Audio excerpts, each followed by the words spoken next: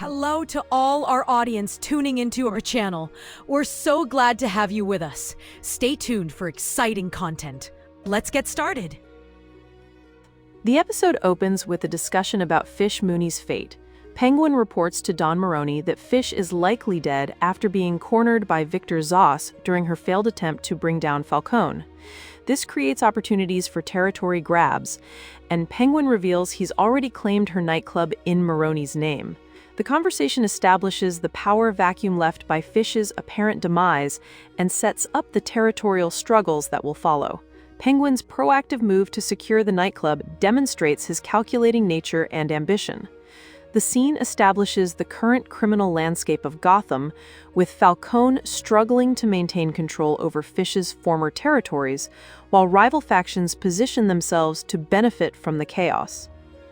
The phone call revelation. Fish Mooney calls Maroni, revealing she's alive and contradicting Penguin's earlier report. Fish drops a bombshell, claiming that Penguin has been working for Falcone all along, playing both her and Maroni for fools. She explains that Penguin revealed this betrayal just before she was about to kill him, suggesting their entire relationship was orchestrated by Falcone. Fish appeals to Maroni's suspicions, asking if he's never noticed anything suspicious about Penguin's behavior or explanations. She plants seeds of doubt about Penguin's loyalty, suggesting that even if Maroni wanted to believe Penguin's lies, deep down he's always harbored suspicions. This revelation fundamentally shifts the power dynamics and threatens to expose Penguin's double agent status, creating tension that will drive the remainder of the episode. A new case begins when police discover a murder victim on a rooftop. The victim was tied to a chair, had a noose placed around his neck, and was thrown from the building only to be pulled back up using a pulley system. Edward Nigma, the forensic specialist, discovers a surgical incision in the victim's abdomen, suggesting the killer was searching for something specific inside the body. This methodical approach indicates a calculated killer with specific goals beyond simple murder. Captain Essen warns Harvey Bullock about the dangerous political climate following Detective Flass's arrest, suggesting that accidents might happen to those who made enemies. This scene establishes ongoing tensions within the GCPD and introduces a new serial killer case that will intersect with the character development throughout the episode. Nigma's enthusiasm for forensic work contrasts with his supervisor's disapproval of his unauthorized examinations. Gordon returns to his apartment to find Selina Kyle has been staying there, having broken in during Barbara's absence. Selina reveals she's been living on the streets and chose Gordon's place as a safe haven. She also drops important information about the Wayne murder case, admitting she lied about witnessing the killer and only made up the story to escape juvenile detention. Gordon visits Bruce Wayne to discuss this development, but Bruce surprises him by releasing Gordon from his promise to solve his parents' murder. Bruce expresses disappointment in Gordon's progress, noting that after months of investigation, his only witness turned out to be a liar. This represents a significant shift in their relationship, with Bruce deciding to pursue the matter independently. Alfred warns Gordon about the dangers of Bruce investigating alone, suggesting Gordon will need to protect Bruce despite being released from his promise. Maroni takes Penguin on a road trip under the pretense of meeting a guy about a thing, but the real purpose becomes increasingly sinister.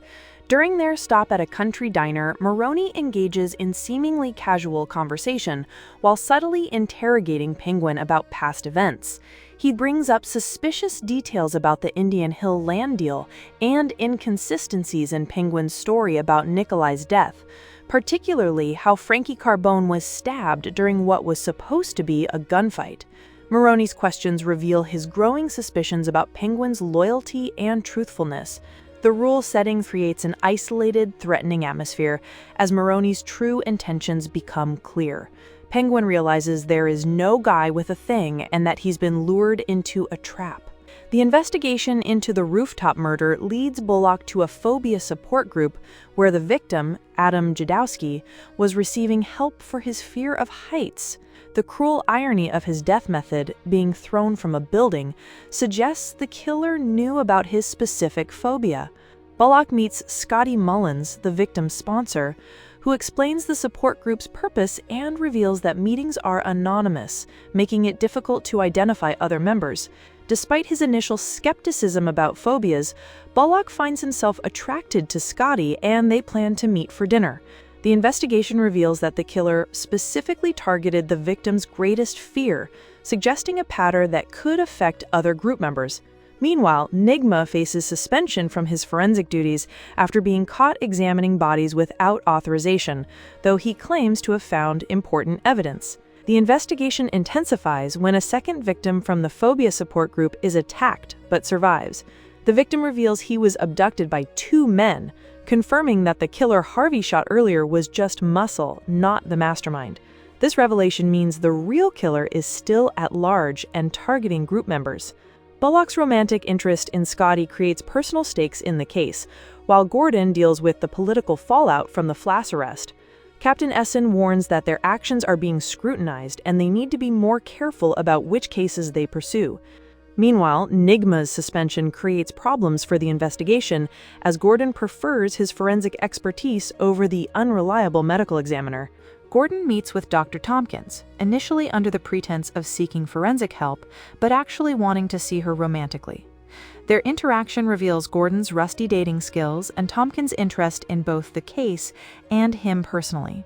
The investigation reveals that the killer, calling himself Todd, has been infiltrating the support group for a month, studying potential victims' fears.